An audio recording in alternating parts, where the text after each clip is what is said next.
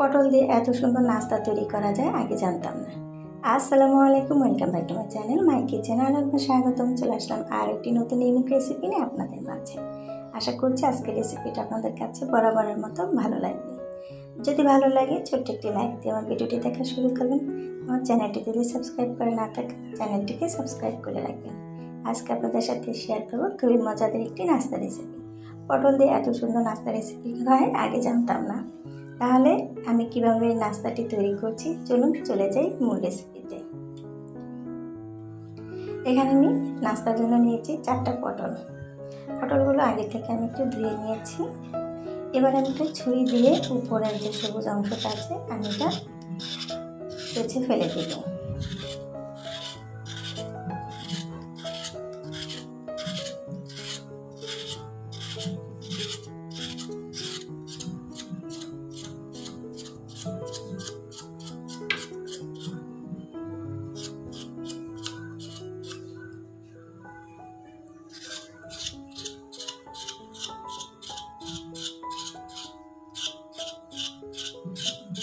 পটলের এই ইউনিক রেসিপিটি দেখার জন্য সবাইকে অনুরোধ করব স্কিপ করবেন না, পুরো ভিডিওটা জুড়েই থাকবেন।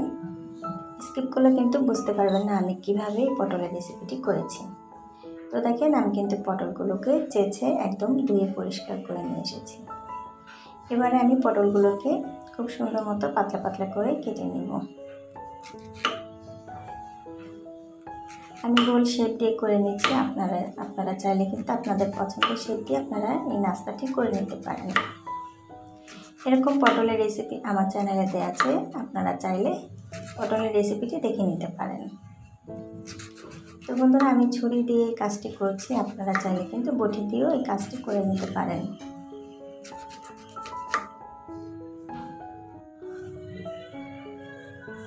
তো দেখেন আমি গোল গোল করে কেটে নিয়েছি। এবার মাঝখানের যে বীজটা আছে এটা আমি ফেলে দিব।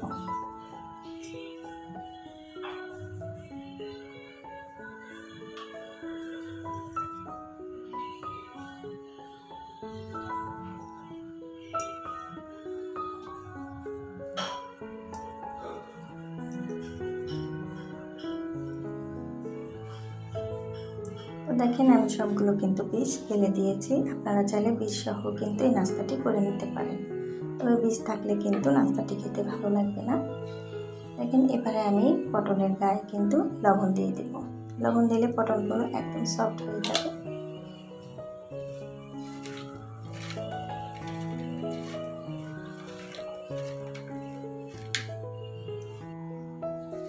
তো দেখেন পটলগুলো কিন্তু আমার মাখা হয়ে গেছে লবণ। এবারে আমি এটা সাইড করে রেখে দিব 10 মিনিটের জন্য। এতে করে পটলের গায়ের যে পানি আছে সেটা বের হয়ে যাবে। এবারে এখানে আরও একটা আমি বাটি নিয়েছি। এখানে আমি 2টা ডিম নিয়ে নেব।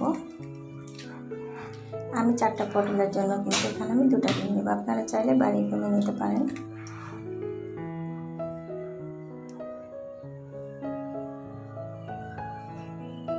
দিয়ে দেবো স্বাদ মতো লবণ, দিয়ে দেবো গোলমরিচের গুঁড়ো, দিয়ে দেবো এখানে কাশ্মীরি লাল মরিচের গুঁড়ো। এবারে কাঁটা চামচ দিয়ে খুব ভালো মতো আমি ডিমটাকে ফেটিয়ে নিব।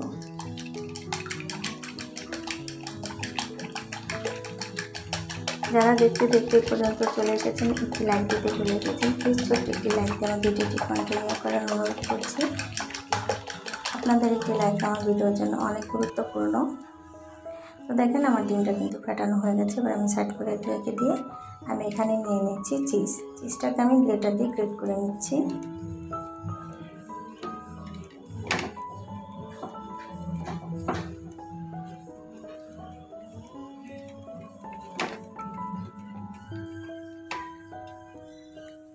তো আমার যতটুকু প্রয়োজন আমি কিন্তু ততটুকু গ্রেট করে নিচ্ছি।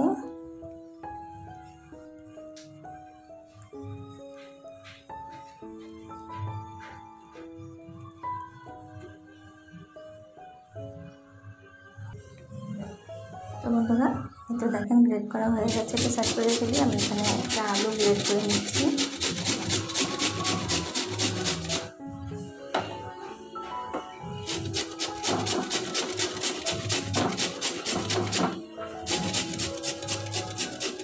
তো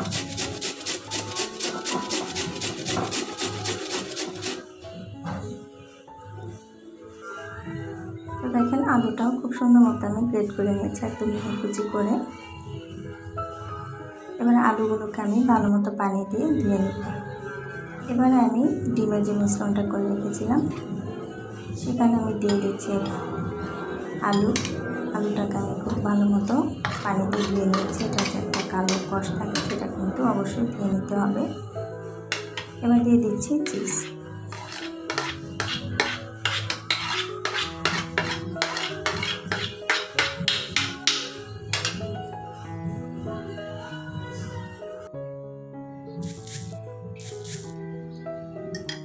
এবারে চিজ দিয়ে আমি খুব ভালো মতো ডিমের সাথে মিশিয়ে নিব।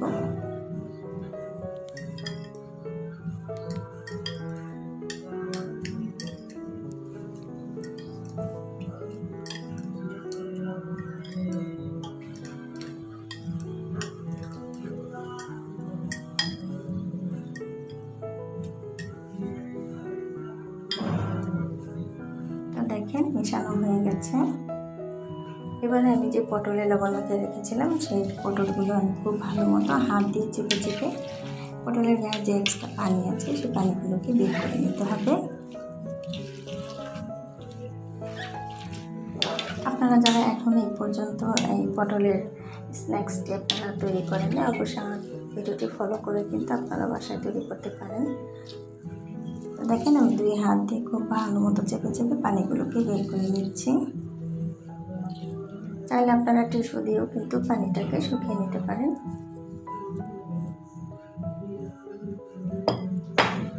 এবার আমি ডিমের মিশ্রণটার ভিতরে পটলগুলোকে দিয়ে দিচ্ছি।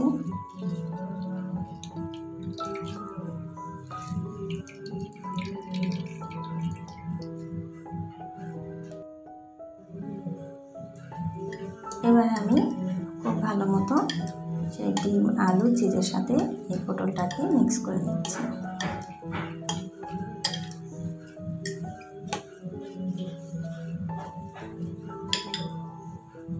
এবারে এখানে আরও কিছু উপকরণ আমি অ্যাড করব।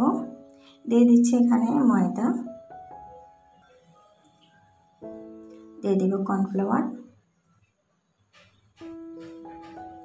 দিয়ে দিব বেসন।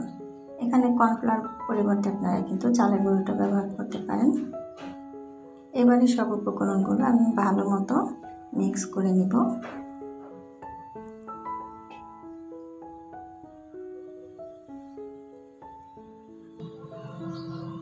তো বন্ধুরা দেখেন আমার কিন্তু মিক্স করা হয়ে গেছে খুব সুন্দর মতো। দেখেই বুঝতে পারছেন কতটা সুন্দর হয়েছে। এরকম একটা মিক্স করে নিতে হবে আপনাদেরও, বেশি পাতলা করা যাবে না। এবার এখানে আমি একটা ফ্রাই প্যানে তেল বসিয়ে দিয়েছি। এবার আমি নাস্তাগুলোকে ভেজে নেব।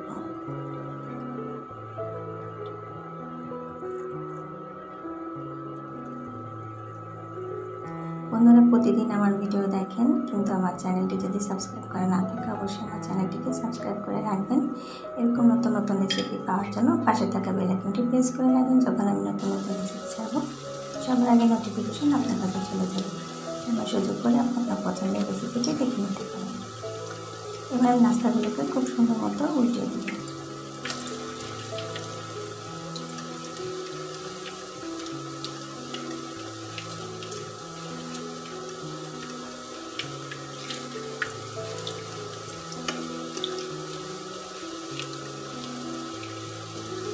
খুব সুন্দর একটা কালার আসা পর্যন্ত আমি নাস্তাগুলোকে ভেজে দেবো। দেখেন বন্ধুরা আমার নাস্তাগুলো কিন্তু খুব সুন্দর একটা কালার চলে এসেছে। এরপর আমি তুলে নিচ্ছি। অবশ্যই টিস্যুর ভিতরে রাখতে হবে। আমি এখানে একটা কিচেন টিস্যু রেখে দিচ্ছি। এক্সট্রা যে তেলটা আছে সেটা শোষণ করে নেবে।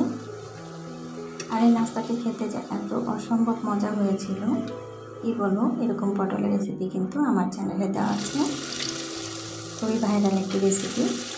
তো দেখেন আমি বাকি নাস্তাগুলো কিন্তু ভেজে নিচ্ছি। এই নাস্তাগুলো আপনারা কিন্তু বিকেলে চায়ের সাথে রাখতে পারেন, খুবই মজা লাগে। আর গরম গরম ডাল ভাতের সাথেও রাখতে পারেন। তো দেখেন এরকম একটা নাস্তা যদি থাকে তাহলে কিন্তু ডাল ভাতের সাথে আর কোনো কিছুই লাগে না। এটা আপনারা পটলের পকোড়া বলতে পারেন কিংবা পটল ভাজা বলতে পারেন, যাই বলেন। তো বন্ধুরা, আমার এই আজকের পটলের নাস্তাটি কেমন লাগলো অবশ্যই লাইক কমেন্ট শেয়ার করে দেবেন। আর অনেক বেশি ভালো লাগলে আমার চ্যানেলটিকে সাবস্ক্রাইব করে রাখবেন।